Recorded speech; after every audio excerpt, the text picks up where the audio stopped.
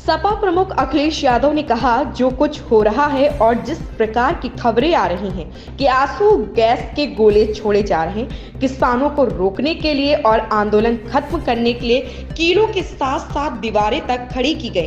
प्रशासन के माध्यम से सरकार जो कर सकती थी कर रही है। दिल्ली की सरकार किसानों की आवाज को दबाना चाहती है। ये वही सरकार के लोग हैं जिन्होंने किसानों से कहा कि उनकी आय दोगुनी हो जाएगी, फसल की कीमत मिलेगी, एमएसपी लागू करेंगे। जो कुछ हो रहा है और जिस तरह से खबरें आ रही हैं कि आंसू गैस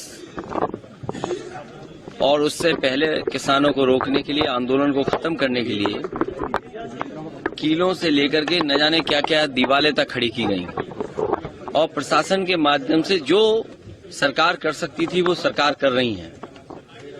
दिल्ली की सरकार जानबूझ करके किसानों की आवाज दबाना चाहती है। ये वही सरकार के लोग हैं जिन्होंने किसान को कहा कि उनकी आय दोगुनी हो जाएगी, फसल की कीमत मिलेगी, एमएसपी लागू करेंगे। कुछ वर्षों पहले हमने और आपने देखा किसान आकर के धरने पे बैठ गए। 800 से ज्यादा किसानों की आत्महत्या हुई या हत्या हो गई, जान चली गई। लेकिन उसके बावजूद भी सरकार किसानों को एमएसपी देने के लिए तैयार नहीं है।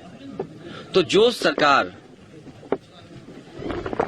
किसानों के नाम पर वोट लेना चाहती हो, जो सरकार स्वामीनाथन जी को भारत रत्न दे रही हो, जो सरकार किसानों के नेता चौधरी चरण सिंह जी को सम्मान दे रही हो, भारत रत्न, आखिरकार किसान को एमएसपी क्यों नहीं? या एमएसपी देना नहीं चाहती सरकार? बड़े लोगों से मिली हुई है सरकार, जो लोग मुनाफा कमाना चाहते हैं उनसे सरकार मिली हुई है